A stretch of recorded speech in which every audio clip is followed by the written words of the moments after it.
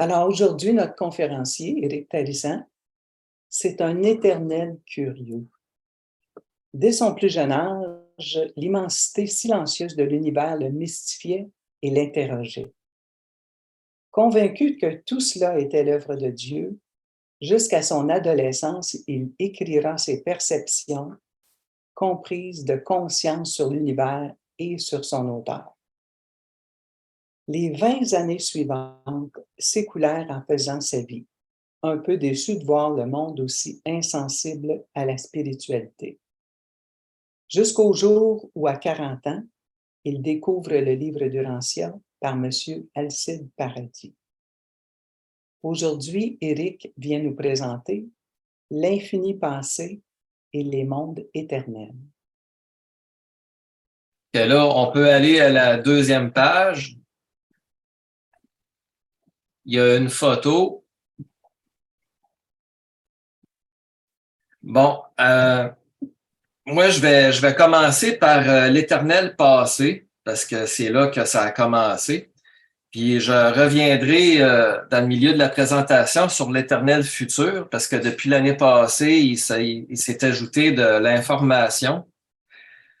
Puis je trouvais important d'y revenir d'une façon plus claire et détaillée. Alors, pour ce qui est de l'infini passé, avant que notre univers existe, bien, nous savons, puis je vais essayer aussi d'être le plus clair possible parce que je ne sais pas pour chacun de vous où vous en êtes dans votre compréhension de l'univers, de ses origines puis du futur, que je vais essayer d'être le plus clair et complet possible.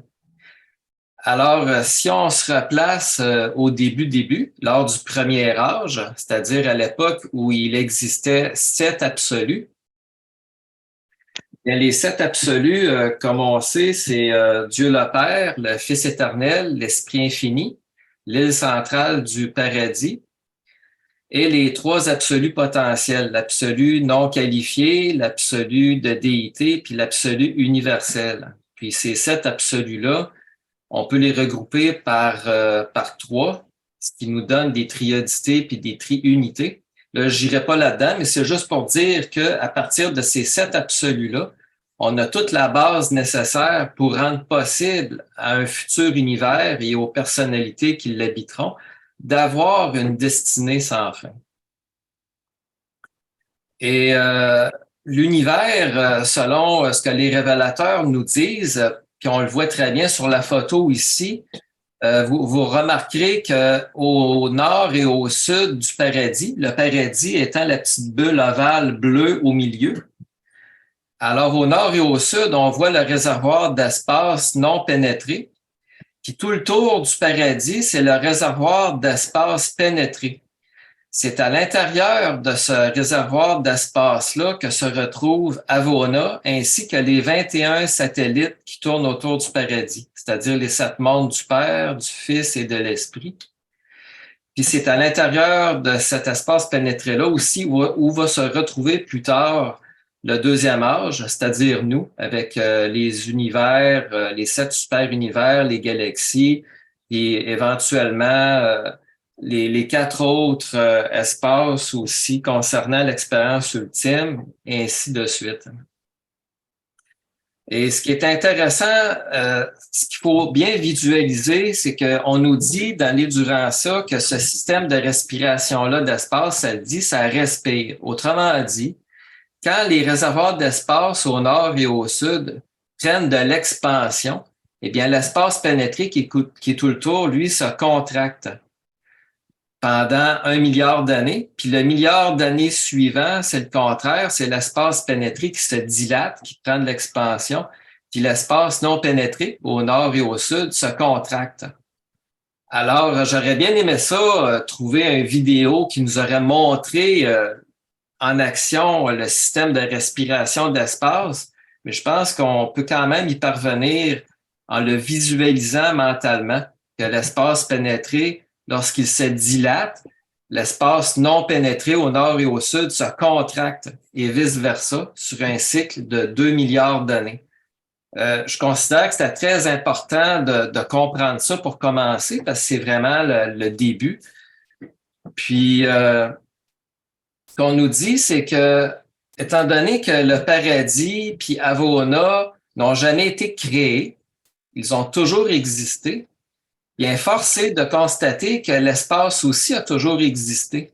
Puis comme les milliards de sphères d'Avona puis les 21 satellites du paradis tournent autour du paradis en un temps donné, ben le temps aussi a toujours existé. Alors, ce qu'on comprend en étudiant tout cela, c'est que l'espace pénétré dans lequel les mondes, Avona et tout ça existent, n'a jamais été créé. Ça a toujours existé, ça a toujours été là. Puis moi, je trouve ça vraiment fascinant de prendre conscience de ça, si tant est qu'il est possible de prendre conscience de quelque chose qui n'a jamais eu de commencement, là. Je trouve ça vraiment fascinant. Alors, depuis toute l'éternité passée, le système de respiration d'espace a calmement respiré sur un cycle de 2 milliards d'années, sans jamais prendre réellement d'expansion, parce qu'il y avait toujours Avona qui était là, puis les 21 satellites du paradis, que l'espace pénétré n'avait pas besoin de devenir plus grand. Depuis toute l'éternité passée, ben, ça aura toujours respiré de la même façon, en se contractant puis en se dilatant par la suite sur un cycle de 2 milliards d'années. Alors, voilà pour le système de respiration d'espace qui n'a jamais été créé, qui a toujours existé. Ensuite, on apprendra, on peut aller à la page suivante. Ce qu'on nous dit aussi, j'allais oublier d'en faire mention, c'est que le paradis qui est au centre ne fait pas partie, lui, de l'espace pénétré. En fait, c'est la seule planète, si je peux dire ça comme ça, qui est vraiment en dehors de l'espace pénétré. C'est ça qu'on nous dit. L'espace, moi j'ai ajouté pénétré et non pénétré parce que c'est bien de clarifier les choses, parce qu'on voit qu'il existe 3 sortes d'espace, parce qu'il y a l'espace médian qui englobe de façon hermétiquement étanche les réservoirs d'espace pénétré et non pénétré. Puis l'espace médian, qui est tout le tour, ben lui est infini. Puis ce qu'on nous dit, c'est que l'espace, que ce soit pénétré ou non pénétré, n'existe sur aucune des surfaces du paradis. Ne touche pas le paradis. Puis là, on nous dit, seules les zones d'espace médian arrivent au contact de l'île centrale. Puis l'espace médian, ben, comme on venait de voir dans la photo, c'est l'espace qui englobe les réservoirs d'espace pénétrés et non pénétrés. C'est dans cet espace-là que se trouve le paradis.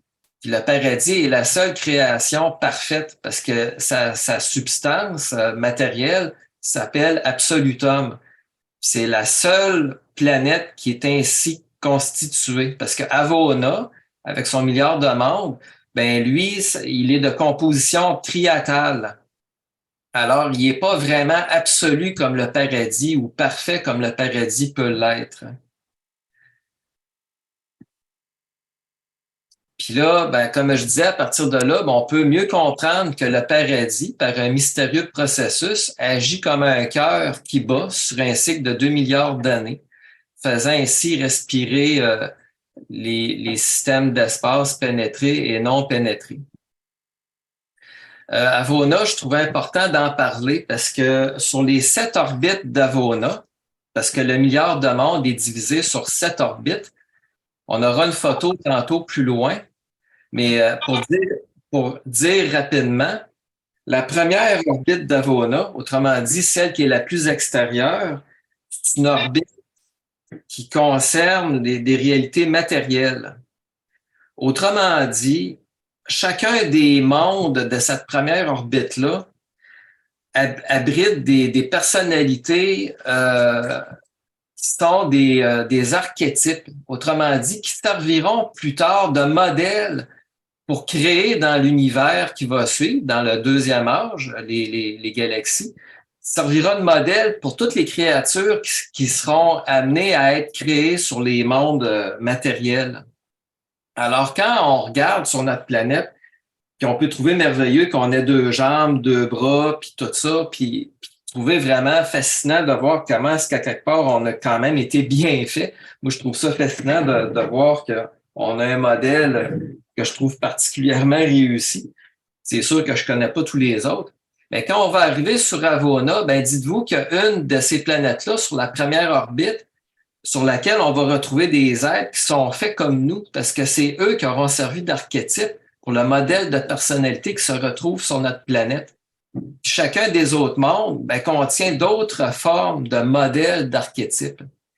Puis, il faut pas oublier non plus, parce que c'est ça qu'on nous dit, c'est que chacune des 7 formes, des 7 orbites, se redivise en plusieurs autres formes. Puis, chacune de ces autres formes-là se redivise encore, qu'il existe vraiment une panoplie de modèles et d'archétypes qui proviennent d'Avona.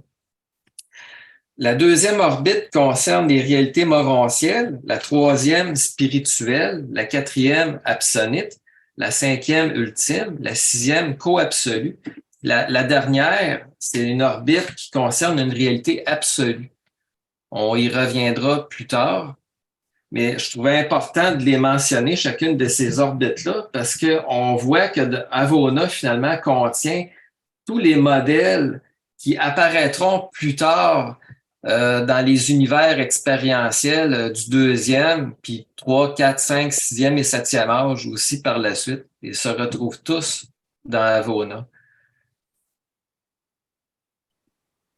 Puis toutes ces personnalités-là sur Avona, parce qu'on les appelle les natifs de Avona, mais moi je trouve ça fascinant parce que ce sont des créatures aussi qui n'ont jamais été créées. Ils ont toujours existé, puis ils ont toujours été là.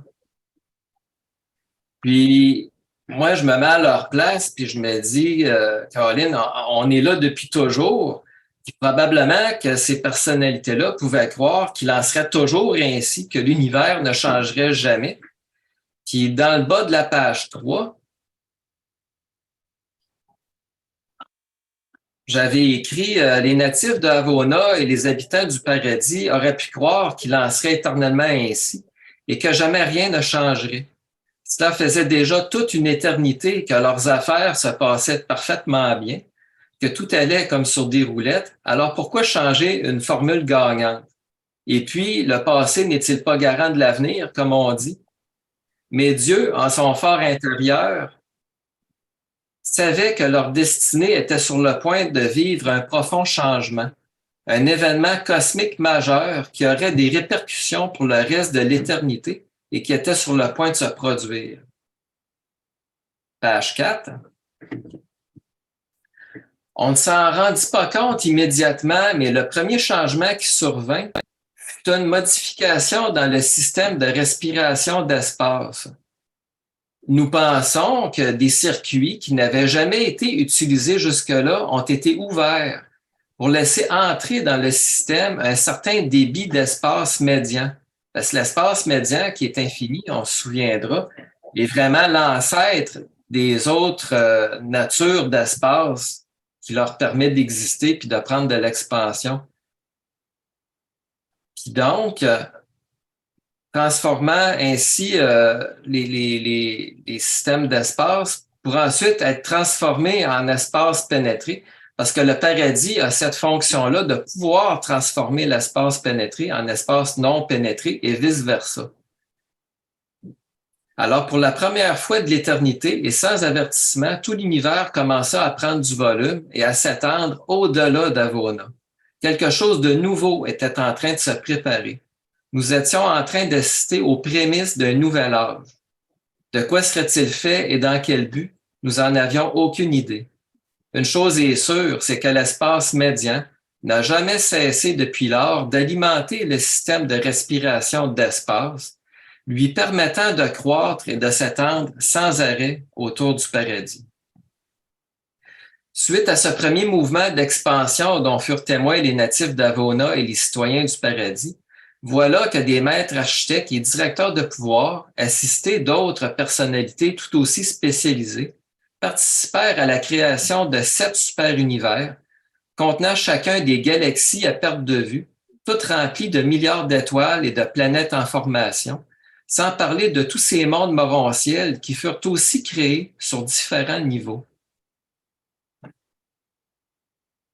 Voilà comment débuta le deuxième âge, il y a plus d'1 billion d'années déjà, ouvrant la porte à une toute nouvelle réalité finie, emplis de potentiel qui, ultimement, permettront l'actualisation d'un nouveau Dieu, expérientiel celui-là, l'être suprême. Oui, monsieur.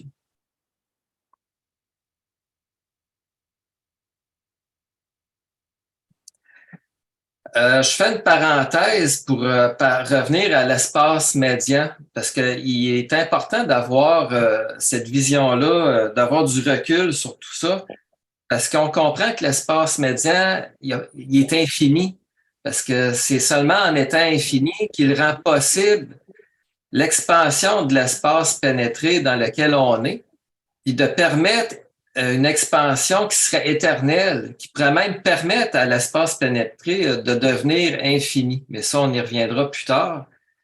Alors finalement, quand on parle de Dieu, Dieu le Père, puis le Fils éternel, puis l'Esprit infini, bien, on parle des trois seules personnalités qui sont infinies. Alors finalement, l'espace médian pourrait être la description physique de ces trois personnalités-là. Parce que en réalité, ces trois personnalités-là ne sont pas seulement un espace physique, mais elles sont aussi un esprit spirituel. Encore plus, elles sont une personnalité. Puis moi, ce que je trouve fascinant, puis c'est une parenthèse importante que je vous partage, c'est que les trois personnalités infinies de la Trinité, que sont le Père, le Fils et l'Esprit, sont trois personnalités qui partagent le même infini. Parce qu'il faut bien se rendre compte que l'infini étant sans limite, il prend toute la place, donc il ne peut pas y en avoir d'autres. Il y a un seul infini. Puis ce même infini-là se trouve habité par trois personnalités distinctes qui ne se mélangent pas entre elles, qui continuent d'être trois personnalités distinctes.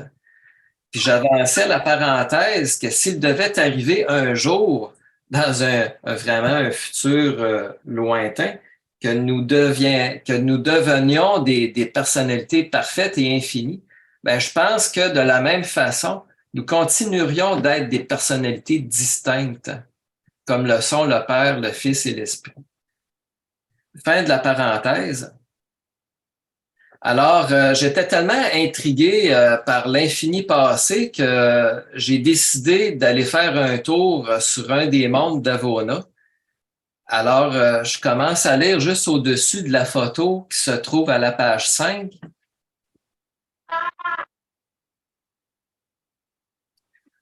Alors, je ne vous l'ai peut-être pas dit, mais l'autre jour, je suis allé au 7e ciel et après avoir fait un beau petit tour de Séraphin, voilà-tu pas que j'arrive sur un des mondes d'Avona, toi?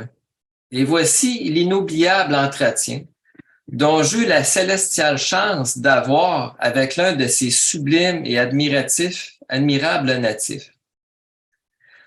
Je venais à peine d'arriver à la surface de l'une de ces splendides sphères parfaites, recouverte d'un ciel douteusement clair et limpide, parce que magnifique et sans soleil, que déjà je voyais quelqu'un là-bas s'approcher de moi d'un pas candide et déterminé.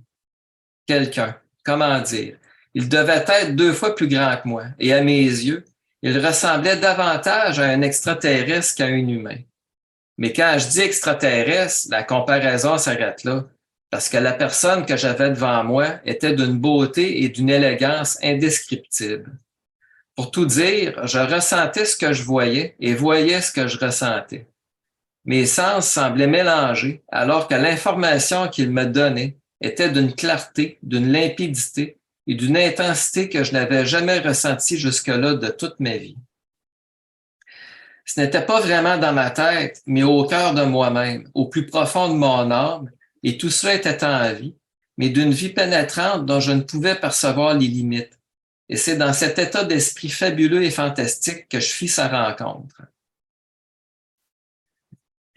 Bien sûr, j'ai aucune idée des natifs de Havona puis l'apparence qu'ils vont avoir. Alors, j'ai trouvé une image. On continue à la page suivante. Bienvenue, Éric, me dit-il. Tu voulais me voir? Si je voulais le voir, mais que je voulais le voir. 1001 questions se pressaient dans ma tête, comme si tout cela n'était qu'un rêve qui allait bientôt prendre fin. Pendant que Ramjack, c'était son nom, me regardait, vibrant d'amour, de paix et de joie, bien peinard devant moi. Et je lui demande subito presto. Comme ça, Ramjack, c'est ici, sur ce monde merveilleux que tu vis. Et il me répond de son visage affirmatif et plein d'amour. Et je continue aussitôt. Si je comprends bien, tu habites ici depuis toujours. Et il me répond affirmativement, encore avec le même visage inoubliable et pétillant d'amour, pendant que je suis là, le regardant, essayant d'imaginer comment ça peut être possible qu'il n'ait jamais eu de commencement. Mes yeux devaient me tromper, ça se peut pas. Écoute, il n'avait même pas une ride. Et je poursuis, tout aussi émerveillé que terrassé par tous ces mystères. Et tu as le souvenir de n'être jamais venu au monde, de n'être jamais apparu. Parce que si je comprends bien, tu n'as jamais été créé, tu as toujours existé. Et il me regarde, divinement souriant, humble et en paix, pendant que je continuais en disant, et tu as le souvenir d'avoir toujours vécu ici, sur ces mondes parfaits qui eux aussi ont toujours été là, sous tes pieds, à tourner en rond autour du paradis. Et son visage, illuminé de paix et de joie, continue de me répondre de son air affirmatif et vibrant d'amour qui vraiment, mais vraiment commençait à me mettre les nerfs en boule. J'en pouvais plus. Mais que faites-vous donc tous ici depuis toujours sur ces mondes qui n'ont jamais cessé de tourner, dans cet univers qui lui aussi existe depuis toujours? Et il me regardait tout sourire, m'écoutant poursuivre. Et sur tous ces mondes éternels, tournoyant indéfiniment dans la plus sereine des perfections, ça vous arrive jamais, vous autres, des fois, comme ça, d'avoir cette étrange impression de déjà-vu? Tu sais, cette mordante et vive impression d'avoir déjà vécu la même chose, et devant moi, sans rien dire, attendant avec le sourire que je me vide de toutes ces émotions, faisant de moi un vrai martyr. Ça t'est jamais arrivé non plus de trouver le temps long? Ou encore d'être inquiet que demain soit encore la même journée, encore et encore, telle une fatale et intolérable répétition, une infernale routine? J'étais à bout de nerfs, déchiré et tiraillé entre la cauchemardesque incompréhension et le doute que tout cela, toute cette sérénité, cette bienveillance et cet amour soient vrais. Ramjack, me regardant toujours de son sublime visage, exultant l'amour et la bienveillance, semblait compatir à mon délire, touché par mes pitoyables limites cognitives. Et c'est là que je me dis, intérieurement, qu'à sa place, il n'y avait aucune chance. Oh non, vraiment aucune chance, pour qu'après avoir passé toute l'éternité en rond sur ces mêmes belles planètes, que je serais resté bien heureux et souriant. Aucune chance. En fait, je serais devenu fou bien avant, c'est clair. Mon incompréhension face à cette réalité éternelle, sans origine ni commencement, était totale. Totalement folle, oui. Et là, perdu dans mes troublantes réflexions, Ramjack mit sa main sur mon épaule. Soudainement, toute mon âme s'éclaira, pendant que mes yeux, eux, se mirent à pleurer toutes ces insoutenables émotions qui m'ébranlaient depuis le début. Et il s'est mis à me parler. Enfin. Mon Dieu, qu'il faisait beau. Ne puis-je, dans l'intervalle, m'empêcher de réaliser encore, sous ce ciel mystérieusement et merveilleusement si clair et vivant? Vraiment, j'avais sous les yeux un tout autre visage de l'espace et de l'univers qui m'entourait. Tu sais, Éric, je peux comprendre ton incompréhension devant l'éternité, qui, de ton point de vue, demeure inconcevable, et que celle-ci s'étende vers le passé ou vers le futur. Ce mystère prend souvent la forme de la peur et d'un profond malaise chez toi. Mais tu vois, du point de vue spirituel de la personnalité, le temps et l'espace n'existent que pour permettre aux sphères parfaites d'exister et de s'animer autour du paradis.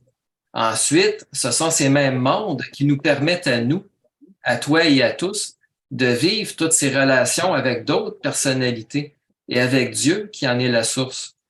Mais le temps et l'espace ne peuvent étendre leur joug jusqu'à nous. Nous n'attendons pas le matin ni le printemps comme vous le faites sur vos mondes matériels. Nous savourons plutôt la félicité de cet amour omniprésent, comme vous-même sur vos mondes évolutionnaires et morontiels, tentez de le faire par la méditation. Tu vois, Éric, sur ces sphères parfaites, la routine ou l'ennui n'existe pas, puisque pour nous, tout est parfait, vivant, dynamique, divin et divinement sans fin. Bien sûr, pour répondre à ta question, nous avons tous visité tous ces mondes, et ce plus d'une fois, et toujours avec des personnalités et des groupes de personnalités différents. Mais là n'est pas l'important. L'essentiel provient plutôt de la joie incommensurable de nos esprits, qui, par le biais des relations qui les relient, créent toutes sortes de phénomènes mentaux et spirituels que vous, sur vos mondes, qualifieriez d'extase. Mais ce mot est si faible en comparaison. Pour tout dire, Éric, c'est toi qui m'inquiète. Et là, me croiriez-vous, mes chers auditeurs bien-aimés, si je vous disais qu'à ce moment, mon incompréhension venait d'atteindre des sommets insoupçonnés? J'en avais le vertige et un frisson glacial parcourut mon échine dorsale en voyant la peur mordiller encore mon cœur. Pour une seconde fois, Ramjack posa une main amicale sur mon épaule, chassant toute terreur de mon âme, n'en gardant même pas le moindre souvenir.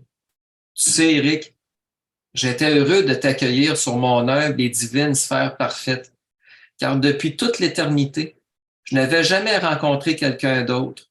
Je veux dire, une nouvelle personne comme toi. C'est la première fois depuis toute l'éternité. Est-ce que tu comprends ce que ça veut dire?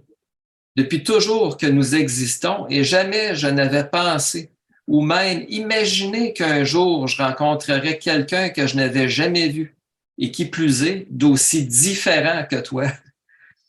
Et je me dis intérieurement, ah, c'est pour ça toute cette joie qui déborde de lui.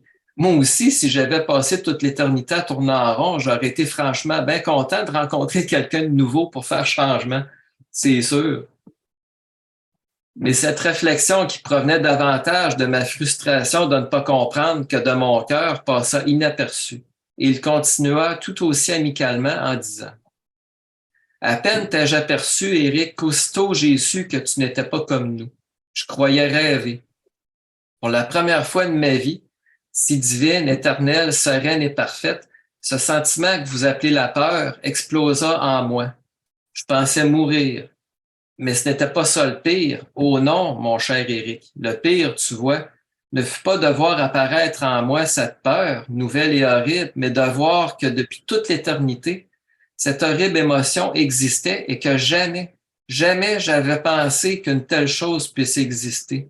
Et c'est cela, plus qu'à la peur elle-même, qui m'a profondément terrorisé. Je ne te l'ai pas dit tantôt, mais pendant un instant, j'ai été horrifié de vivre pour la première fois cette sorte de sentiment dont jusqu'à aujourd'hui, j'ignorais l'existence. Pendant une fraction de seconde, j'ai bien cru que ça en était fini pour moi. Et tout ça à cause de toi, Éric. C'est pourquoi tout à l'heure, quand toi-même as vécu cette terreur de ne pas comprendre l'éternité, qu'ai-je pu te comprendre à mon tour et mettre ma main sur ton épaule? Tu vois, Éric, je ne comprends pas d'où tu viens, ni comment puisse-t-il être possible qu'en ayant un commencement, en étant aussi limité, imparfait, défini et incomplet que toi, et tes semblables, puissiez exister. Pour moi, c'est un mystère aussi insondable qu'absolu. Tu comprends, Éric, ce que je veux dire? Comment Dieu, qui n'est que perfection absolue et infinie, a-t-il bien pu faire pour créer quelque chose d'aussi imparfait et limité, d'aussi paradoxal et contraire à lui? Ça me dépasse. Et sous mes yeux ronds de stupéfaction, Ramjack poursuivit. Comment est-ce possible? Dieu a-t-il commis une erreur? Se serait-il trompé dans l'accomplissement de cette première création? Et ce, sous les yeux même de son Fils éternel et de leur esprit conjoint? Cela veut-il dire qu'après avoir éternellement été parfait et absolu, qu'après toute cette harmonieuse éternité de félicité s'en est maintenant terminée? Que tout cela n'était qu'un rêve, une fantaisie passagère, que parce que depuis toujours, on nous avait rien dit, qu'en réalité, il n'y a jamais rien eu d'absolu, d'infini ou de parfait, et que nous allons tous, comme toi, vivre la peur et l'imperfection pour, au bout du compte, finir par mourir? Et là, me croiriez-vous, mes chers et seuls amis, devant moi, Ramjack était littéralement en train de se noyer, cœur et âme, dans la terreur la plus folle et mortelle qui soit. Quand, à son grand étonnement, ma main se posa sur son épaule. et mon visage, illuminé d'un amour insondable, vint comme par magie balayer ce cauchemar aux oubliettes, ramenant aussitôt Ramjack à la réalité, avec son air de bienheureux qui me contemplait comme la 7e merveille du monde. Vraiment, j'étais aux anges.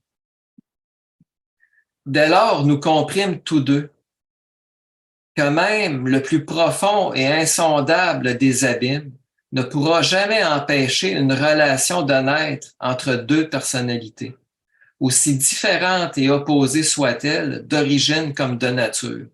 Nous savions que ce n'était que partie remise et qu'un jour nous poursuivrions cet échange des plus passionnants, car c'est bien évident, nous n'avions pas fini d'apprendre à nous connaître. De plus, grâce à mon ajusteur avec lequel j'allais un jour fusionner, non seulement ma personnalité deviendra éternelle, mais notre relation également deviendra, elle aussi, une réalité sans commencement ni fin. Rehaussée et projetée vers de nouveaux sommets inexplorés, des vallées d'éternité à découvrir. Cette fois, ce fut le Séraphin qui mit sa main sur mon épaule pour m'indiquer le chemin du retour. Mais avant de partir, je ne pus m'empêcher d'aller serrer Ramjack dans mes bras. Jamais je n'oublierai cette vague d'amour qui déferla aussitôt jusqu'au tréfonds de mon âme. Et en se regardant une dernière fois, j'ai bien vu que c'était partagé. La créature divinement parfaite et la créature évolutionnaire rendue parfaite ont un égal degré de potentiel de divinité, mais elles sont d'une espèce différente. Chacune doit dépendre de l'autre pour atteindre la suprématie de service.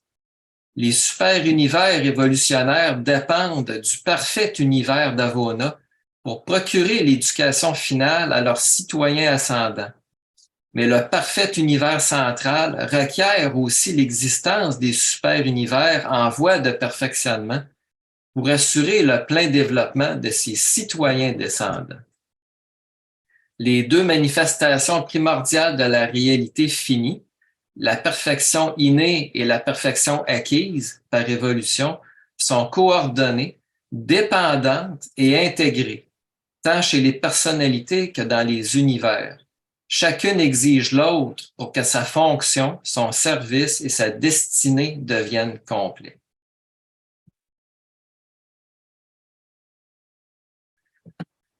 Je continue son vol plus bas à la page 11.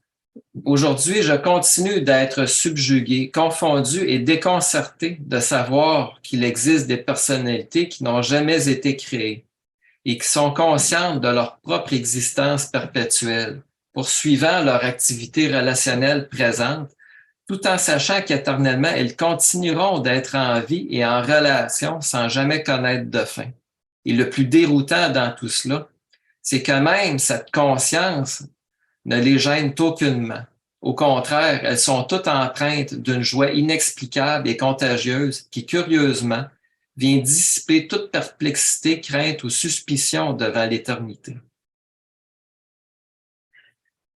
Alors, voilà pour l'éternel passé, qui était plus une prise de conscience de la réalité que vivent ou que je pense que vivent ces personnalités-là qui n'ont jamais eu de commencement.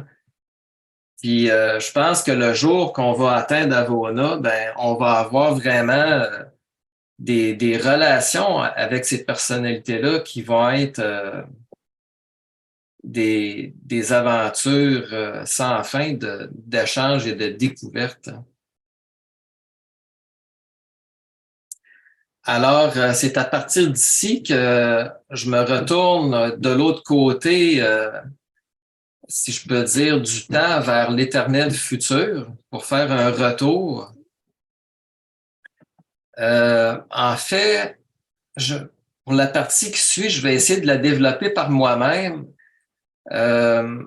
Ce qui fait que l'espace médian, physiquement, ne pourra pas avoir une destinée sans fin et devenir par lui-même infini ou éternel, eh bien, il y a une première explication qui est simplement de la logique physique. C'est que quand on regarde notre univers qui est en expansion, c'est un peu comme un ballon qui se gonfle. Si on veut avoir une image plus pratique, alors on pourra comprendre que plus le ballon est gros, plus la demande d'air est grande aussi, si on veut que ce ballon-là continue de prendre de l'expansion à la même vitesse. Mais ce qui arrive, c'est qu'au centre de l'univers, le paradis qui agit comme un cœur, comme une pompe, qui transforme l'espace pénétré en espace non pénétré.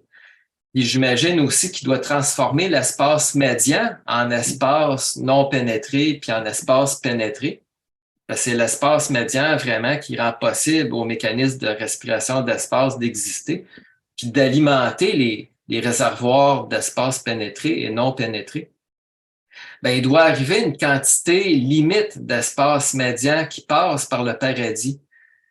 Parce que même si l'espace médian est infini, il ne peut pas d'un seul coup rentrer une infinité d'espace par le paradis. On peut facilement comprendre qu'en rentre un certain débit pour alimenter les réservoirs d'espace.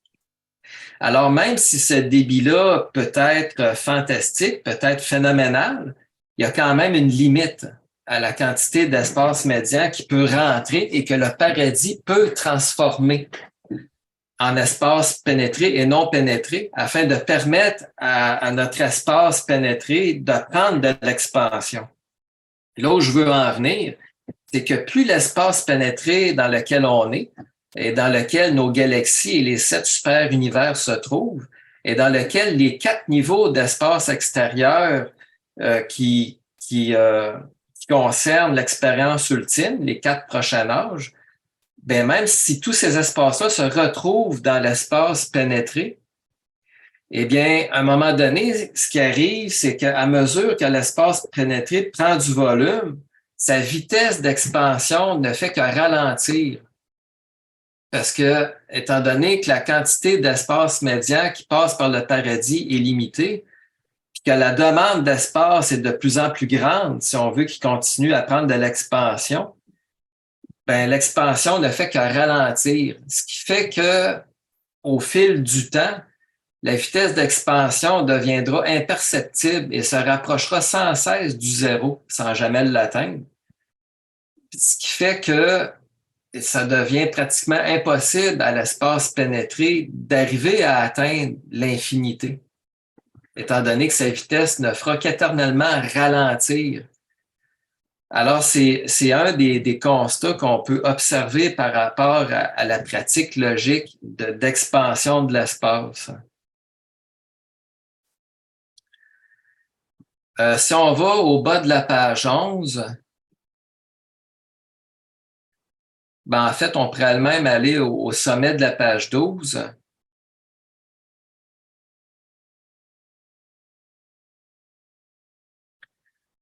Il y a un passage du livre du Rancia, le 2e paragraphe sous la photo.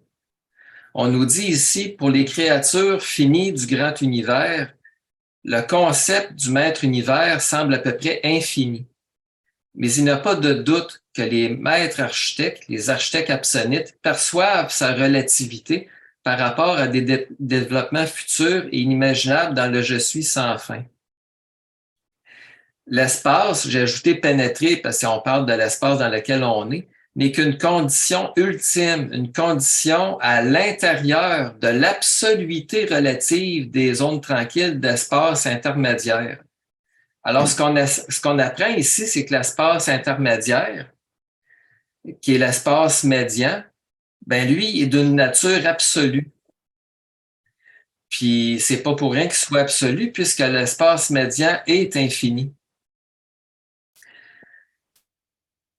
Puis, je fais une parenthèse par rapport, parce que je vais revenir tantôt au système de respiration d'espace qui, au cours de l'éternel futur, disparaîtra. Je vais revenir plus tard. Pour revenir aux archétypes, dans le bas de la page 12. On nous dit qu'un archétype est un modèle dont il est fait des copies. Le paradis éternel est l'absolu des archétypes. Le Fils éternel est l'archétype de la personnalité. Alors, ce qu'on apprend ici, c'est que même le paradis, qui est matériel, est un archétype. Puis que tous les mondes, finalement, même les mondes matériels, progressent et évoluent. Que tout l'univers, autant physique que personnel, que spirituel, évolue. Toute chose évolue. Il n'y a rien qui est laissé pour compte. Puis, si on va à la page 13, ça, c'est une parenthèse que je trouve vraiment intéressante. C'est que la plupart des mondes matériels vont tous connaître des âges de lumière et de vie. Puis ce qu'on nous dit à la page 13, au 3e paragraphe, on nous dit que l'ère de lumière et de vie, inaugurée par les fils instructeurs à la fin de leur mission planétaire, se poursuit indéfiniment sur les mondes habités. Puis on nous dit ensuite, bien que le présent exposé traite essentiellement des phases personnelles de l'unification du cosmos, il n'en reste pas moins vrai que les aspects impersonnels de l'univers des univers sont également destinés à s'unifier. C'est parce que, voyez-vous, on nous dit que les mondes qui s'ancreront dans la lumière et la vie vont éternellement poursuivre leur existence. Puis, étant donné que les mondes matériels comme le nôtre sont éclairés par des étoiles, je me suis longtemps demandé comment serait-il possible à des mondes matériels comme le nôtre de poursuivre éternellement leur existence en sachant que les étoiles ont une durée de vie. Puis, on apprend plus loin parce que l'ère de lumière et de vie se divise en 7 stades. C'est un petit rappel que je fais. Au 5e stade, on apprend que les rajustements de ce stade d'existence ancré concernent presque entièrement les domaines physiques et intéressent au premier chef les maîtres contrôleurs physiques. On nous dit ensuite les maîtres contrôleurs physiques et les superviseurs de pouvoir morontiel peuvent modifier la rotation des unités primaires de matière et en même temps transformer ces associations d'énergie de manière à créer cette nouvelle substance. Pour moi, la nouvelle substance, c'est une substance morontielle, et les unités primaires de matière, c'est les mondes matériels comme le nôtre. Puis pour finir, on nous dit, seules les planètes qui atteignent l'existence dans les circuits principaux du super-univers sont assurées d'une survivance perpétuelle. Mais autant que nous le sachions, ces mondes ancrés dans la lumière et la vie sont destinés à poursuivre leur course dans tous les âges des temps futurs, dans tous les âges éternels des temps futurs. Puis pour finir, on nous dit qu'on peut prédire qu'il y aura sur Urantia des ères de fils magistraux et de fils instructeurs, ainsi que des âges de lumière et de vie, indépendamment des visitations inattendues des fils divins qui pourront ou non avoir lieu. Alors, moi, je trouve ça fascinant parce que là, on nous dit que notre planète va connaître des âges de lumière et de vie. Et ce qu'on nous dit, c'est que tous les mondes qui atteindront les âges de lumière et de vie et qui s'ancreront dans la lumière et la vie connaîtront une existence éternelle. Alors, c'est vraiment intéressant. Puis moi, c'est mon opinion personnelle que je vous partage là.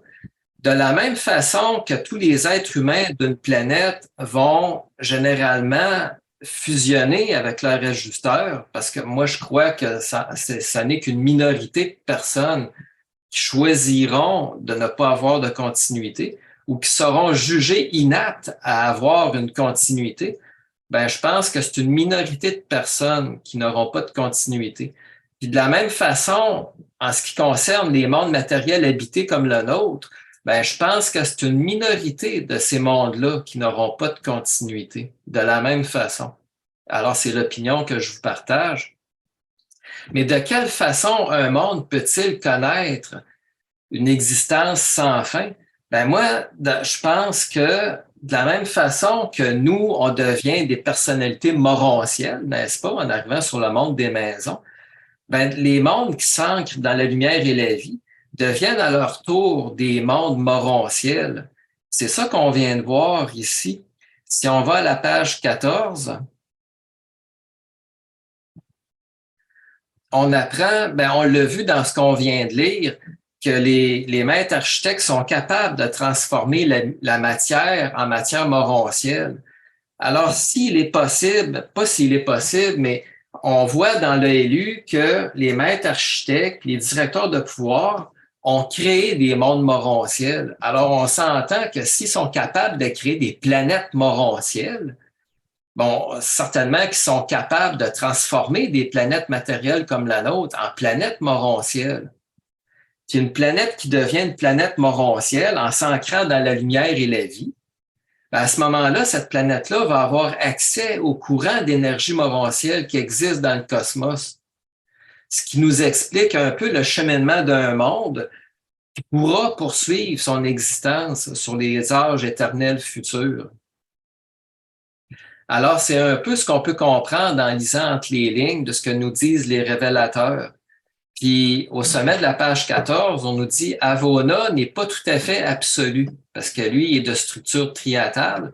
Seule l'île du paradis est vraiment absolue au sens matérialisé, parce que lui, il est fait d'absolutum.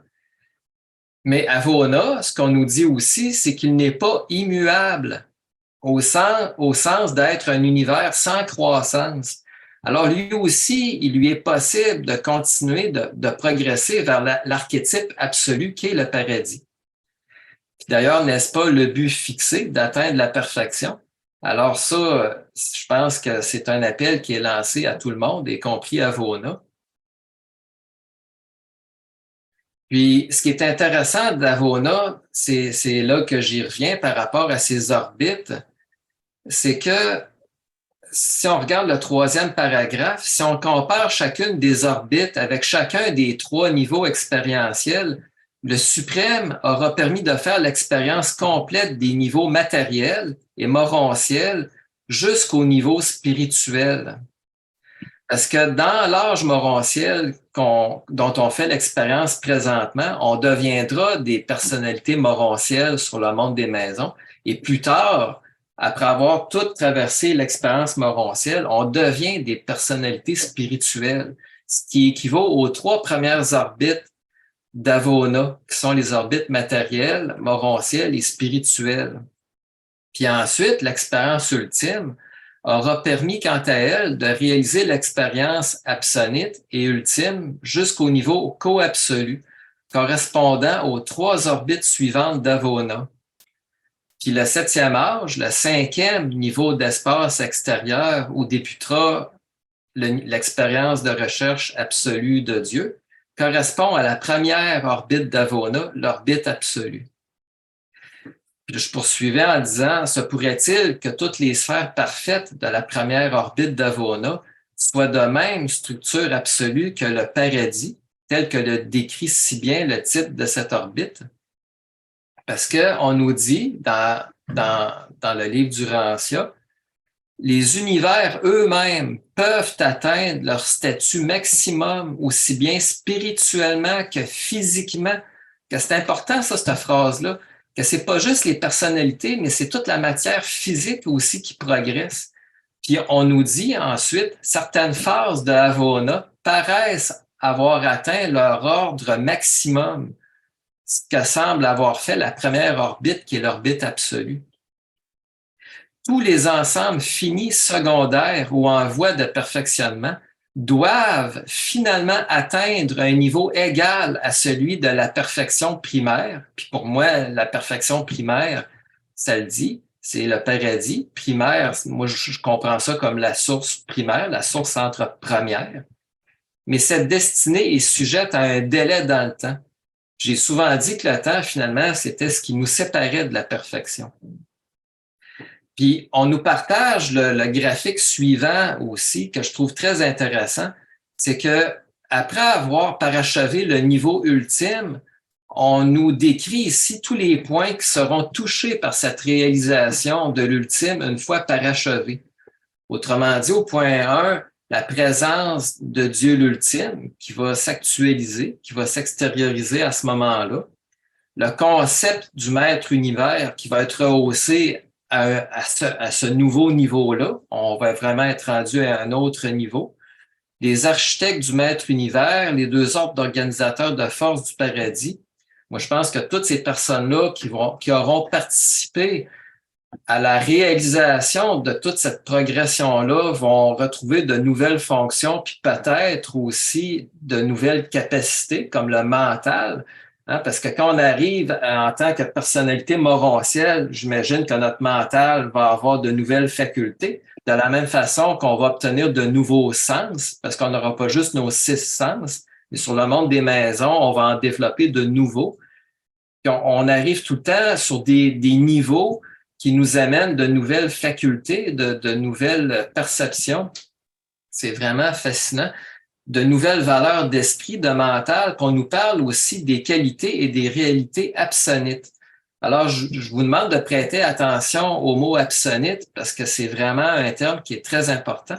On nous parle aussi de l'omnipotence, l'omniscience et l'omniprésence. Il est intéressant de voir que l'ultime est une expérience transcendantale qui va durer 4 âges, au cours de laquelle on va apprendre à transcender le temps et l'espace. Mais peut-être pas de la même façon que Dieu, qui lui l'est d'une façon absolue, mais peut-être au niveau de notre espace pénétré, au niveau de notre progression, à notre niveau, on va devenir omnipotent, omniscient et omniprésent. On nous parle aussi de l'espace, le point 10. Alors, c'est tous des points que je vous demande de garder en mémoire. On va y revenir. Page 15.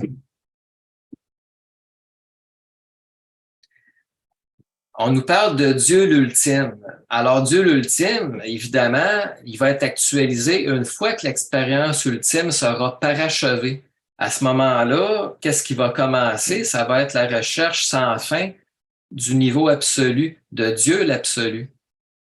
Puis on nous décrit ici le Dieu l'ultime comme étant la déité personnelle fonctionnant sur les niveaux de divinité de l'absonite. Alors, pour bien comprendre ça, vous savez, le suprême, quand il a commencé, on n'était pas des personnalités suprêmes. On va le devenir quand l'expérience va être terminée, quand on va en avoir fait l'expérience complète. À ce moment-là, on va être des personnalités suprêmes. L'ultime, c'est la même chose. On ne sera pas des personnalités capables de transcender le temps et l'espace tant aussi longtemps que l'expérience ne sera pas complétée et parachevée. À ce moment-là, on va être vraiment des personnalités transcendantes, des personnalités ultimes, si je peux dire. Ben, le niveau absolu, c'est pareil. Il porte le titre absolu, mais quand on va le commencer, ce niveau-là, on va être très loin de pouvoir dire qu'on va être des personnalités absolues. En fait, il est fort probable qu'on ne le devienne jamais. Puis, cette expérience-là, ce qu'on nous dit ici, c'est que c'est une expérience absonite. Absonite, qui est un mot qui signifie, qui précède l'absoluité.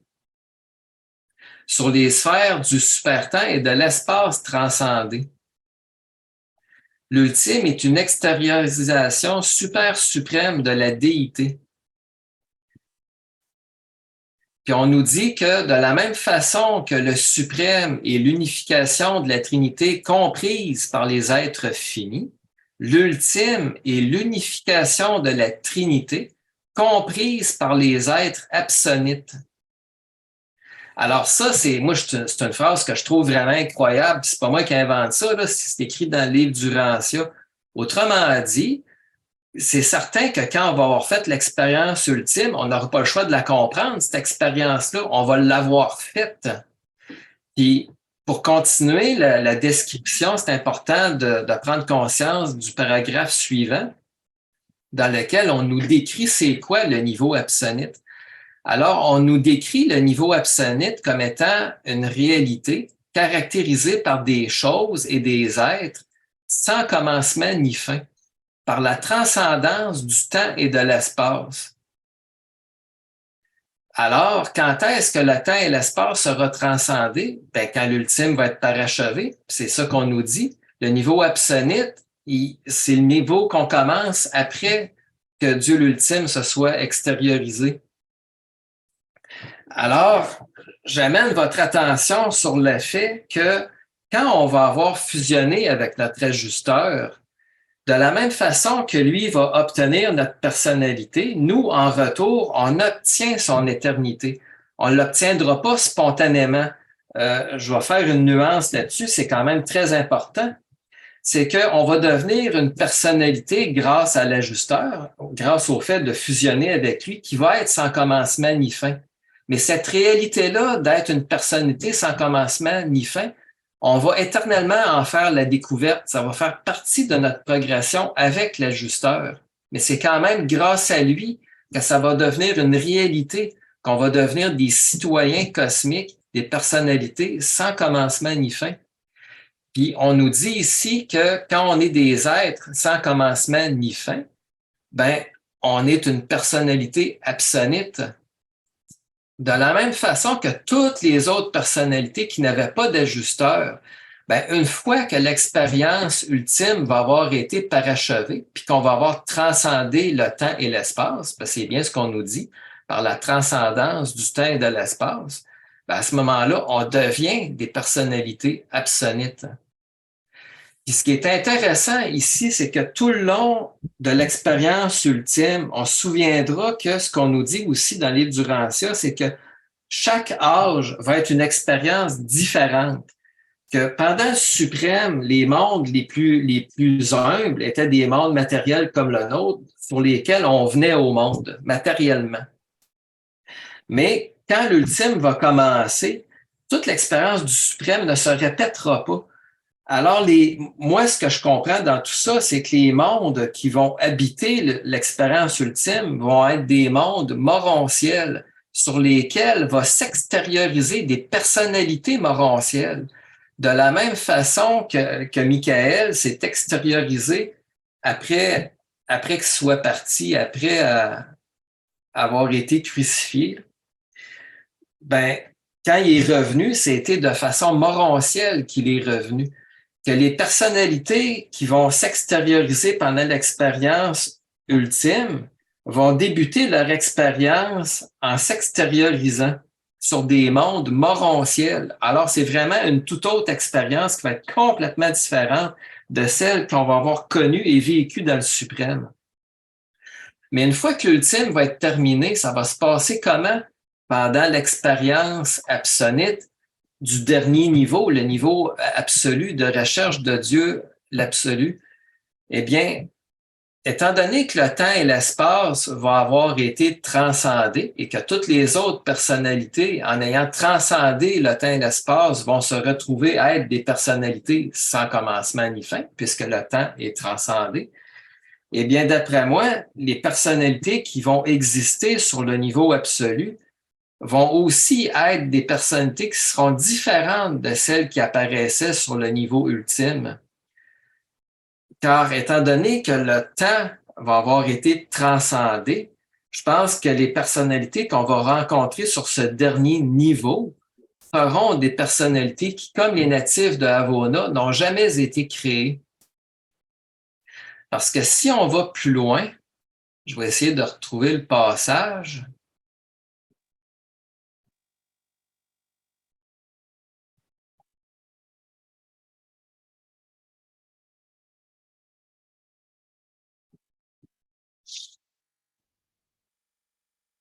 C'est à la fin de la page 17. On nous parle de Dieu l'absolu. Alors, j'arrive à la dernière partie de ce retour sur l'éternel futur. On nous dit de Dieu l'absolu que c'est le Dieu qui expérimente des valeurs super personnelles transcendées et des significations de la divinité transcendées, maintenant existentielles. Alors, effectivement, puisque le temps et l'espace auront été transcendés, bien, ce sera une expérience existentielle que nous commencerons comme absolu de déité. Là, on nous parle que c'est le troisième niveau d'expansion après le suprême et l'ultime. À ce niveau super créateur, la déité fait l'expérience de l'épuisement du potentiel personnalisable. Autrement dit, elle rencontre la complétude de la divinité, puis Dieu ne créera plus de nouvelles personnalités. Il arrive à l'épuisement du potentiel personnalisable. Puis il fait l'expérience, moi j'ai ajouté entre parenthèses, l'expérience sans fin de son identité avec lui. Alors là, on arrive vraiment à un point très intéressant. Je vais lire quand même à la page 18. L'actualisation de Dieu l'absolu met fin à la création de nouvelles personnalités. Mais cela ne signifie pas la fin des potentiels infinis, ni la fin du cycle de l'éternité. Car faire l'expérience de son identité avec lui sera certainement une autre épopée, une aventure relationnelle sans fin. Parce que moi, je ne le vois pas comme faire l'expérience de son identité avec lui comme un accomplissement ou une terminaison. Pourquoi? Parce que si on regarde le deuxième paragraphe, à la page, toujours à la page 18, là, dans le haut, le deuxième paragraphe, la déité ne créant plus de nouvelles personnalités, comment se poursuivra l'aventure sans fin? Eh bien, regardez ce qu'on nous dit. C'est que quand Dieu, l'absolu, va s'actualiser, puis va mettre fin à la création de nouvelles personnalités, ben son actualisation va donner naissance à ce moment-là à la deuxième trinité expérientielle. C'est ça qu'on nous dit ici. Cette deuxième trinité expérientielle-là, avec la trinité existentielle, va donner naissance à la trinité des trinités. Ce qu'on nous dit, c'est que l'association de ces trois trinités, c'est-à-dire la trinité du paradis, plus les deux trinités expérientielles, la trinité ultime et la trinité absolue, fournit la possibilité d'une intégration illimitée de la réalité. Ce groupement contient des causes, des activités intermédiaires et des effets finals, des initiateurs, des réalisateurs et des consommateurs, des commencements, des existences et des destinées. Que si on nous parle que ça crée des destinées, ben c'est loin d'être une finalité. Alors, tantôt, quand j'avais parlé des 10 points qui seraient touchés par le parachèvement de l'expérience ultime, on nous parlait de l'espace. En fait, il y a 2 points sur lesquels on nous parlait de l'espace. Moi, ce que je comprends là-dedans, c'est que l'espace lui-même progresse de la même façon que les mondes matériels progressent. Puis lorsque Dieu, l'absolu, va s'actualiser, l'espace lui-même va atteindre un niveau de perfection égal à l'espace médian, puis à ce moment-là, va fusionner avec lui.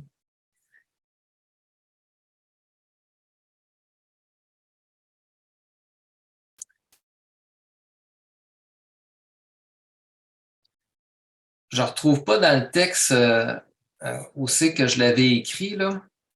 De toute façon, tout se retrouve dans le texte. Ce que je dis, c'est que je vais revenir au premier paragraphe de la page 18. On nous dit, dans le passage, au cours du présent âge de l'univers, nous assistons tous aux prodigieuses répercussions de l'immense panorama cosmique, des manifestations subabsolues des potentiels illimités de toutes ces réalités. Puis là, le point important, c'est ce qui suit. Il est parfaitement possible que la diversification continue de la réalité originelle de la source centre première poursuive son extériorisation vers l'avant et vers l'extérieur pendant des âges et des âges, jusque dans les étendues lointaines et inconcevables de l'infinité absolue. Bien, l'infinité absolue, la seule chose qui répond à ça, c'est l'espace médian, parce que c'est lui l'espace qui est infini et qui est absolu. L'espace pénétré est limité. Puis Dieu le Père, puis le Fils, puis l'Esprit infini, qui sont trois personnalités infinies, ne peuvent pas être, comment je dirais, confinés à l'espace pénétré. Ce sont des personnalités infinies, qu'ils occupent l'espace médian qui est infini et sans limite. Et c'est donc la seule façon de poursuivre notre expérience vers les étendues lointaines et infinies en, en, en accédant à l'espace médian qui est infini. Puis la seule façon d'y parvenir, bien, comme je disais, c'est par l'actualisation de Dieu l'absolu. Puis, à mon sens, c'est lui qui va rendre à ce moment-là possible la disparition du système de respiration d'espace, du fait que l'espace pénétré va atteindre la même perfection que l'espace médian et fusionner avec lui, mettant ainsi fin au système de respiration d'espace, puis à ce moment-là, se retrouvant dans un espace infini. L'actualisation de Dieu l'absolu ne représente donc pas, là je suis rendu au 3e paragraphe de la page 18, le parachèvement de ce niveau, mais simplement une nouvelle étape du cycle sans fin de l'éternité. Cet événement cosmique majeur qui mettra fin au système de respiration d'espace s'ouvre sur une véritable expérience existentielle de découverte de l'infini, déroulant tout au long des cycles de l'éternité, ce divin plan nous permettant d'actualiser nos expériences relationnelles toujours plus spirituelles et fraternelles. Ce qui nous conduira à la prise de conscience que seul un espace ouvert sur l'infini, tel que l'espace médian, peut contenir autant de personnalités qui existent depuis toujours et dont nous ne finirons jamais de faire la découverte. Alors, quand on disait que par l'actualisation de Dieu l'absolu, ça mettrait fin à la personnalisation de nouvelles personnalités, ben moi, ce que je trouve fascinant, c'est que, d'après moi, dans l'espace médian sans fin, existent déjà des personnalités qui n'ont jamais été créées, comme les natifs de Havona. Puis cet espace-là étant infini, ben, révèle la possibilité de faire la découverte sans fin de ces mondes qui n'ont jamais été créés. Alors Dieu n'a plus besoin de créer de nouvelles personnalités puisqu'elles ont toujours habité cet espace médian qu'un jour nous ferons la découverte.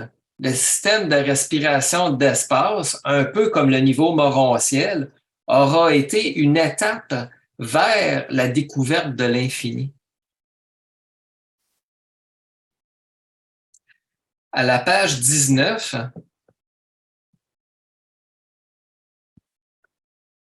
tel que décrit par les révélateurs, l'actualisation de la troisième et absolue Trinité engendrera la formation et l'actualisation d'une Trinité des Trinités, ce qui ouvrira la porte à de nouvelles causes, commencements, existence et destinée, maintenant possible à tous les initiateurs, réalisateurs et consommateurs qui seront présents et qui, éternellement, inviteront sans cesse ces créatures absonites dont nous ferons la découverte à passer par les écoles du cosmos pour se rendre jusqu'au paradis, rencontrer Dieu l'absolu, notre Père dévolu. Autrement dit, l'univers va lui-même devenir une école par laquelle pourront passer toutes ces personnalités-là dont nous ferons la découverte pour rencontrer leur Père créateur. Puis on nous dit, seule l'infinité peut révéler le Père infini. Alors, si le Père est infini, ben, comme je disais, ça ne peut être que dans cet espace médian-là qui est infini. C'est dans cet espace médian infini que nous pourrons poursuivre éternellement cette découverte infinie du Père. C'est là que va se poursuivre le véritable niveau absolu sans fin de découverte de Dieu. En résumé, sous la photo,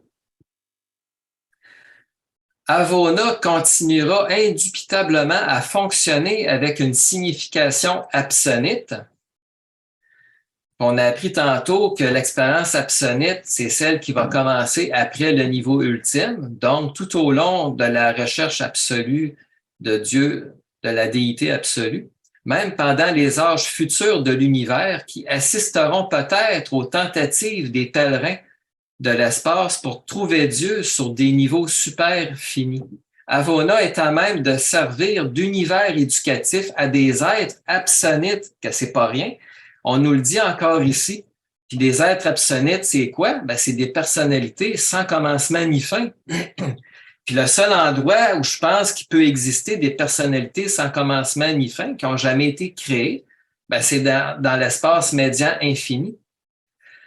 Puis là, il continue en disant, ce sera probablement l'école terminale lorsque les 7 super-univers fonctionneront eux-mêmes comme école intermédiaire pour les diplômés des écoles primaires de l'espace extérieur. Puis j'ajouterais que les mondes ultimes deviendront eux-mêmes des écoles. Et il continue en disant, nous penchons vers l'opinion que les potentiels de l'éternel Avona sont vraiment illimités, que l'univers central a l'éternelle capacité de servir d'univers éducatif expérientiel pour tous les types d'êtres créés, puis j'ai ajouté ou non créés, parce qu'on sait qu'il existe des créatures, des personnalités qui n'ont jamais été créées, passé, présent et futur. Dans le futur inconcevablement lointain, au moment d'éternité du parachèvement final du Maître univers tout entier, il ne fait pas de doute que nous contemplerons tous rétrospectivement son histoire complète comme un simple commencement, comme simplement la création de certaines fondations finies et transcendantales en vue de métamorphoses encore plus grandes et plus captivantes dans l'infinité inexplorée. Alors, la seule infinité inexplorée que l'on connaisse, ben, encore une fois, c'est l'espace médian. À ce moment futur de l'éternité, le Maître univers paraîtra encore jeune. En vérité, il sera toujours jeune en face des possibilités illimitées de l'éternité sans fin. Puis j'ajouterais pour finir qu'à n'importe quel moment de l'éternel futur, il y aura toujours une part infiniment plus grande de Dieu que nous ne connaîtrons toujours pas. Et il en sera éternellement ainsi parce qu'on finira jamais de découvrir l'infini et de découvrir tous les mondes qui s'y trouvent. Donc, on finira jamais d'entrer en relation avec de nouvelles personnalités. Le reste, ben, ça vient juste éclaircir tout ce que j'ai précédemment expliqué. Alors, c'est peut-être pas nécessaire de continuer à en faire la lecture. On a pas mal fait le tour de la boucle, là, si je peux dire.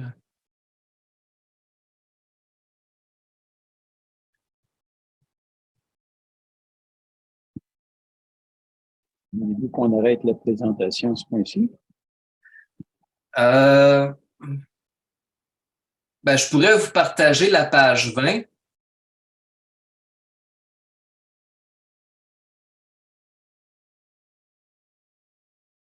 Parce que si des gens veulent faire des commentaires, là, il ne restera pas grand temps. Ouais, ceux qui ont des questions, ben, ça serait le bon moment. Parce que comme je disais, ce que je lirai par la suite ne fait que éclaircir ou confirmer tout ce que je viens de dire. Ben, tout ce que je viens de partager finalement, parce que ça n'avait pas été du LU, j'aurais jamais pu faire une telle description, là. Moi-même, je trouve ça fascinant. Tout de même, Éric, je pense que ta présentation, elle est très, très bien. Dieu est extraordinaire dans toute la création qu'il a fait. Et puis, bien, toi, tu as un mental exceptionnel. Merci à, merci à ton mental. Merci pour ta passion que tu as de nous amener de l'éternel passé jusqu'à l'éternel infini. Vraiment, bravo, Éric, pour cette présentation-là. Ben, moi, je remercie les ajusteurs parce que je pense qu'ils sont en grande partie, en très, très grande partie, responsables de toutes ces expériences-là dont on fait, que l'on vit présentement. Puis, je trouve ça vraiment fascinant. Dieu a vraiment tout prévu pour rendre possible cette progression sans fin, puis ces expériences-là que nous ferons, puis que nous ferons sans cesse aussi, c'est vraiment merveilleux. Oui, tout à fait. Corinne, peut-être arrêter de partager puisqu'on va voir les gens dans la salle ici. Alors, s'il y en a qui voudraient faire des commentaires, vous êtes les bienvenus. Oui, Sophie. Alors, merci beaucoup. C'est dilatant. C'est dilatant et vertigineux. Moi, ça me donne toujours le vertige en me disant que je suis pas capable, quoi. Voilà, je suis pas capable. Il y a une question que je me pose qui est peut-être bête, mais bon, tu nous as beaucoup parlé de l'extension sans fin, si tu veux, mais la respiration, elle implique une contraction aussi. Donc, je me dis, mais qu'est-ce qui se passe quand l'espace se contracte dans cette exploration exponentielle, tu vois? Voilà. Oui, ben, en fait, pour répondre à ta question, pour le détailler, ce que j'avais expliqué peut-être rapidement au début, c'est que j'avais essayé de faire visualiser la respiration d'espace. Autrement dit, les réservoirs au nord et au sud d'espace non pénétrés, quand ils prennent de l'expansion, ben, l'espace pénétré qui est tout le tour se contracte. Que ça respire sans cesse comme ça, hein? L'espace se contracte, puis se rétracte, se dilate, qu'il respire comme ça sur un cycle de 2 milliards d'années. Puis pareil pour les réservoirs d'espace au nord et au sud, quand ils se gonflent, ben, tout le tour, ça se dégonfle, puis vice-versa. Mais quand on parle d'expansion, puis la seule façon pour l'espace pénétré de prendre de l'expansion, c'est que l'espace médian, qui est infini, ben, c'est lui qui vient alimenter le paradis en espace, parce que c'est le paradis qui transforme cet espace médian-là en espace pénétré et en espace non pénétré. Que c'est lui qui rend possible cette respiration-là. Il est vraiment comme un cœur qui fait que la respiration d'espace est possible. Puis quand l'espace médian vient alimenter le système, ben même en respirant, eh bien, à chaque fois que l'espace pénétré se dilate, ben, il se dilate toujours un peu plus. C'est comme ça qu'il prend de l'expansion.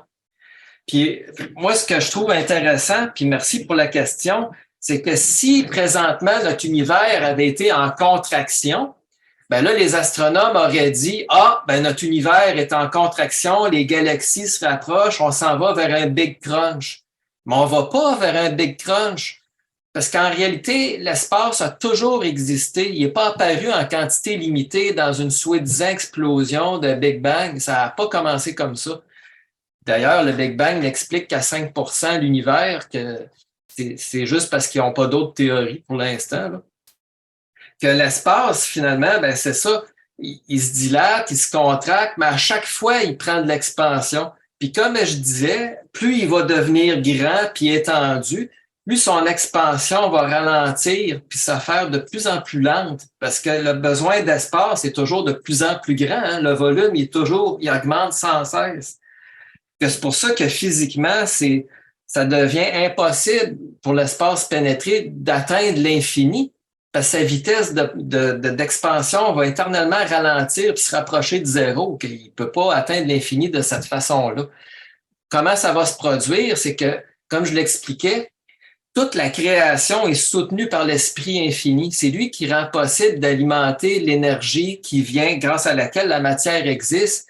Puis étant donné que le Créateur est parfait, ben même la matière, l'énergie, les personnalités, tout cela est attiré vers cette perfection-là. Tout cela progresse vers la perfection.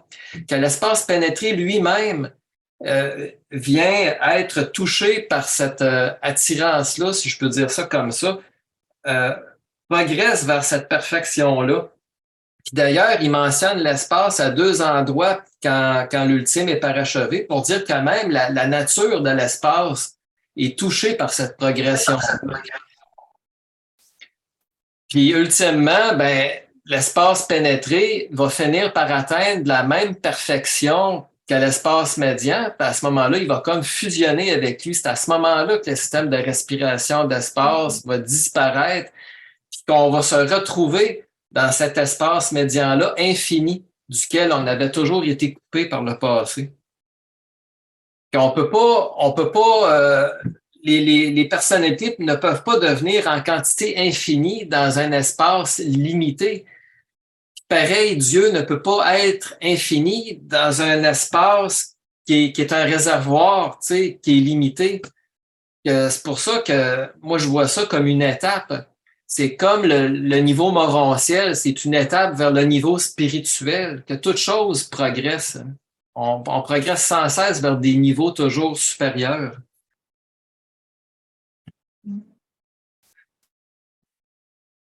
Est-ce que ça te convient, Sophie? Ben oui, ça c'est la partie que je trouve fascinante. Mais je me disais que peut-être dans la contraction de l'espace, la matière réagissait autrement. Ben, il est possible que Voilà. dans la contraction, les galaxies se rapprochent les unes des autres, mais pas suffisamment pour entrer en collision les unes avec les autres. C'est juste une contraction qui dure 1 milliard d'années, puis ensuite de ça, c'est la dilatation, c'est l'expansion qui se produit pendant un autre milliard d'années. Puis à chaque fois, ben, l'expansion va toujours s'attendre un peu plus loin, se recontracter. Puis à un moment donné, là, quand l'univers va atteindre des dimensions de billions, puis de billions, puis de billions d'années-lumière de distance, ben, la respiration d'espace qui dure 2 milliards d'années, ben, elle va devenir presque imperceptible. Tu sais, le ballon va être tellement grand que le 2 milliards d'années, il devient imperceptible. La respiration, on la ressent presque plus rendue là, tellement l'univers est rendu vaste et volumineux. D'accord, merci. D'accord, on va prendre un autre. Il y a peut-être une chose que j'avais pas dit, les mondes deviennent morontiels, mais ils vont devenir triatales de la même façon qu'Avona. Puis rendu au dernier niveau, ben, tous les mondes, après être devenus morontiels, puis être devenus de structure triatale comme Avona, vont devenir de structure parfaite comme le paradis. Ben, c'est un archétype, le paradis. Puis on nous disait que toute chose doit parvenir à atteindre l'archétype original. Alors, quand tous les mondes deviendront matériellement parfaits comme le paradis, de façon de construction atomique d'absolutum, parce que c'est comme ça qu'on nous le présente, ben, faut pas oublier que le paradis est la seule planète qu'on connaît pour l'instant qui habite l'espace médian. Que tous les mondes devenant parfaits comme le paradis, ben c'est un autre point qui vient nous dire que l'espace pénétré ne sera plus nécessaire parce que l'équilibre de tout cet univers-là va avoir été atteint d'une façon parfaite.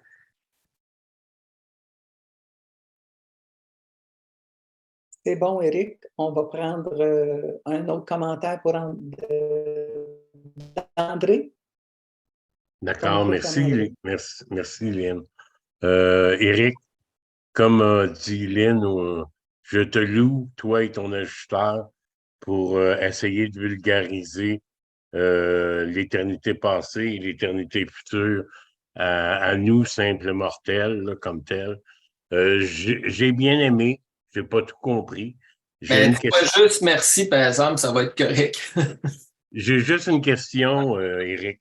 À un moment donné, tu parles des personnalités absonites et tu mentionnes que qu'ils vont devenir un type de personnalité plus élevé. Sachant que la personnalité ne change pas, est-ce que tu parles que c'est une personnalité, le caractère va changer de ces personnalités-là ou la personnalité va prendre une certaine expansion qui lui était inhérente? Merci. Ben là, tu touches 2 points. Faut se rappeler parce que vous voyez dans la présentation, c'est un des points que j'ai passé par-dessus, mais qui est mentionné dans le texte, là. Dieu nous a fait don d'une personnalité avec 7 phases. Puis présentement, on utilise les 3 premières. Puis pendant toute l'aventure de l'ultime, le 3e âge, 4e, 5e, 6e, ben là, ça va être les 3 dimensions suivantes de la personnalité qui vont être mises en action. Quand on va commencer le dernier niveau de recherche de Dieu l'absolu, le niveau sans fin qui est un niveau absonite, comme on a vu, bien là, c'est la 7e phase de la personnalité qui va être mise en action. Mais on peut aussi se rendre compte que les natifs d'Avona, eux autres, ils doivent déjà avoir ces 7 phases-là déjà en action, que ça doit être des personnalités pleines et entières qui existent là.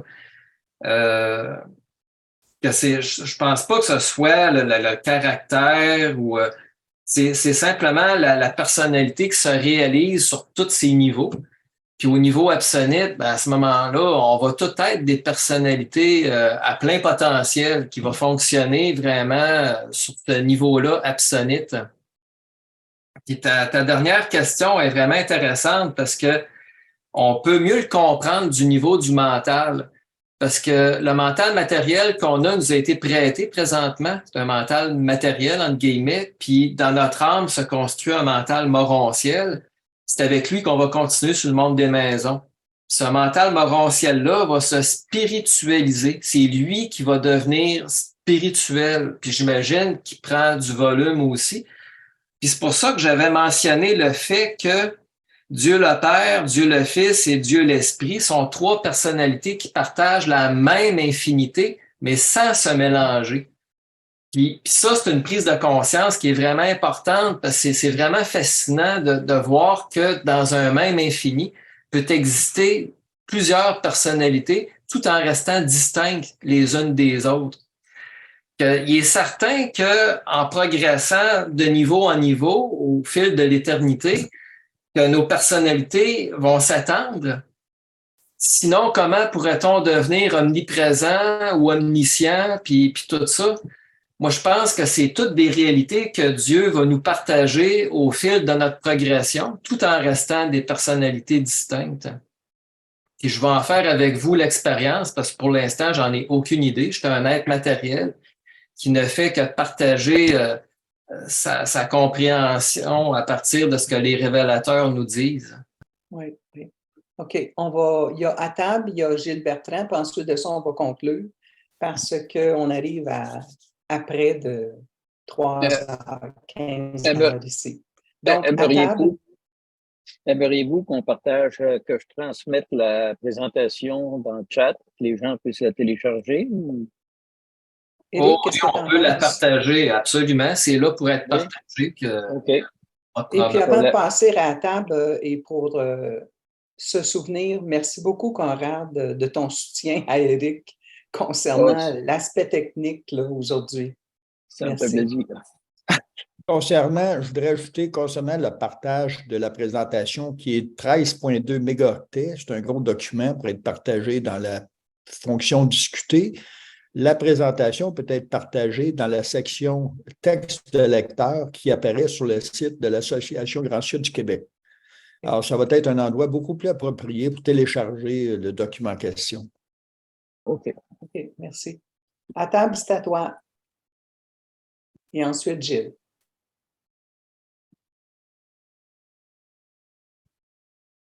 À table, ton micro est fermé.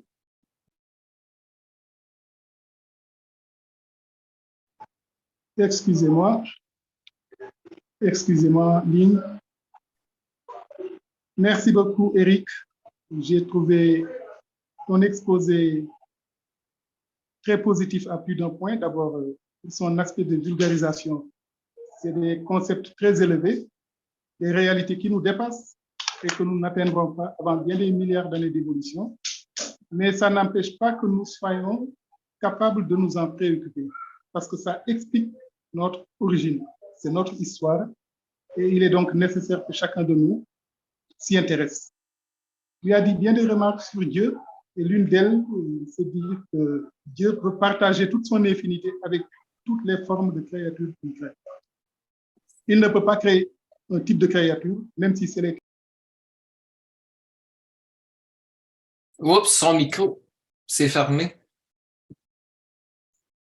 Ton micro est fermé à table.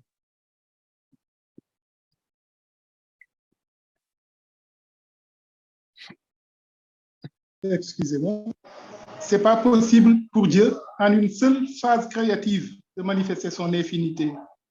Même paradisiaquement parlant, c'est pas possible. Et il le fait donc en montrant son infinité par rapport à des phases de création qui sont successives et différentes. La chose qui m'a le plus intrigué au niveau de Dieu, c'est qu'il crée des créatures et il se débrouille pour leur ressembler, pour être une déité à leur image. Et si on y réfléchit plus, on se rend compte que c'est ça qui est normal. Les êtres de l'espace et du temps que nous sommes n'avons pas à interagir avec un Dieu infini et existentiel qui est au paradis. Nous ne pourrons pas le comprendre. Les êtres du paradis comprennent Dieu d'une manière que nous ne pourrons jamais nous saisir. Mais nous pourrons très bien comprendre Dieu le suprême parce que c'est notre Dieu. Il est fait à notre image, il est fait comme nous et il fonctionne comme nous. Les êtres de l'ultime également auront leur Dieu. Et comme c'est le même Dieu qui se montre sous des aspects différents, nous sommes certains qu'à travers notre Dieu, Dieu le suprême, de l'espace et du temps, nous pourrons arriver à connaître les dieux du passé, les déités du passé, les 3 déités du passé, mais nous pourrons aussi connaître les déités du futur. Pourquoi? Parce que le suprême entretient des relations de trinité avec toutes ces déités-là. Ça, c'est aussi quelque chose de très positif qui nous encourage et nous rassure. Et finalement, pour la grande question qui a été étudiée aujourd'hui, la respiration de l'espace, si on la ramène à un niveau d'utilité pour les créatures, mais c'est l'interaction avec le milieu. Tu as bien fait de dire que très tôt avant la création même de l'espace et du temps, Dieu avait commencé à faire fonctionner le mouvement de respiration de l'espace. Cette respiration de l'espace, tout cadre spatial le possède. Tous les êtres qui ont de l'espace en respirent. Tous les êtres sans exception. Et cette respiration, en fait, c'est la relation entre la créature et son environnement. L'être humain a besoin de respirer pour que tout l'oxygène que la planète filtre sans cesse puisse nous revenir et continuer à participer à l'épuration de notre organisme. Sinon, il y aurait de la catastrophe. On serait en quelques minutes rempli de gaz carbonique. Il faut l'évacuer. Il y a également d'autres formes d'interaction entre chaque individu et l'espace environnant. Mais ça, c'est universel. Et ça répond à la respiration de l'espace tel que ça se manifeste pour tous les mètres d'hiver. L'espace gonfle, se retire, ça va, ça vient, ça va, ça vient, mais ça amène des réalités que nous ne soupçonnons peut-être pas, et ça emporte des réalités que nous ignorons tout autant. Et ce qui est aussi la troisième chose, très intrigante à mon niveau pour Dieu, c'est que les grandes choses qu'il fait dans l'infinité, les grandes choses qu'il fait dans l'éternité, il se débrouille pour que même les êtres du temps les vivent, mais d'une autre manière. À des manières tellement restreintes que nous pouvons, ça peut nous passer à côté, mais ce sont ces réalités divines que nous vivons nous aussi. Et ça prouve quoi? Ça prouve que Dieu est unité. Tout ce qui est en lui est vécu par toutes les créatures qu'il a créées, mais suivant des formes très restreintes, très différentes, mais quand même, c'est cela. Merci pour ton exposé. Ça nous introduit, ça nous pousse à nous intéresser à ces réalités qui sont philosophiques pour l'instant, pour notre mental, mais qui en réalité interviennent même jusqu'à notre vie matérielle par rapport à notre environnement matériel. La matière qui est en nous est transmutée progressivement par les superviseurs de pouvoir morantiel au fur et à mesure que nous prenons des décisions spirituelles et que nous avançons sur la voie de la relation avec Dieu. Ce qui se passe en nous en tant qu'individu se passera aussi, tu l'as dit, pour les planètes. Et ce qui est sûr avec Dieu, c'est que le résultat final sera toujours inconnu. Ce sera quelque chose de magnifique, d'inattendu. Mais si ça peut être prédit par des créatures, c'est que ce n'est pas Dieu qui agit. Quand le premier mortel est arrivé à Avona, tout le paradis a dit « oulala », etc. Ils avaient pourtant de puissants penseurs, mais aucun d'eux ne pouvait savoir ce que Dieu faisait dès le départ. Cette chose, cette découverte se réalisera aussi dans toutes les phases créatives à venir. Merci beaucoup. Ton exposé a été vraiment très utile pour moi et je pense pour tous les autres. Merci beaucoup, Eric. Merci. Un dernier commentaire, Gilles? Et je te remercie beaucoup, Eric, de nous avoir fait réfléchir sur notre origine, notre destinée. C'était bien éclairant. Je te remercie aussi de ton exemple de Ram Jack, là. C'est très intéressant, là. Ça nous donne peut-être on peut toucher un petit peu plus là, avec notre mental, qu'est-ce qui peut se passer. C'est un bel exemple pour moi. Et puis, je comprends une chose que ben, notre éternel futur, là, ça va se passer après-demain, hein, je pense. Alors, je te remercie beaucoup, puis bonne fin de journée à tout le monde. Merci, Gilles. J'ai eu bien du plaisir. Merci. Donc, un dernier commentaire, Gaëtan? Oui, ben merci Eric pour cette magnifique conférence. Je me demandais tantôt quand tu racontais ton histoire de voyage d'Avona, je me suis dit, coudonc, y es-tu réellement allé là? Alors j'espère que des gens ne se méprendront pas. Je me souviens d'avoir écouté une conférence de quelqu'un à Chicago, puis elle disait aussi qu'elle avait été fait un voyage comme ça. Et là, je m'étais dit après coup, est-ce que les gens vont penser qu'elle était réellement dans ces idées-là qu'elle avait voyagé. Alors, merci pour ce voyage parce que ça nous a laissé comprendre un peu ce que serait la rencontre de deux êtres, un évolutionnaire et un parfait. Alors, c'est un bel exemple, en fait, c'est une démonstration. Ton idée, en fait, que j'ai beaucoup apprécié. Alors, j'espère que les autres aussi l'apprécieront. Alors, merci beaucoup pour cette conférence. Merci. Merci, Eric, pour ta patience aussi, parce que tu aurais pu perdre patience à ne pas être capable de présenter au tout début. Merci beaucoup. Et puis, merci à vous tous pour votre patience aussi d'être restés en ligne et d'avoir entendu la conférence d'Éric. Alors,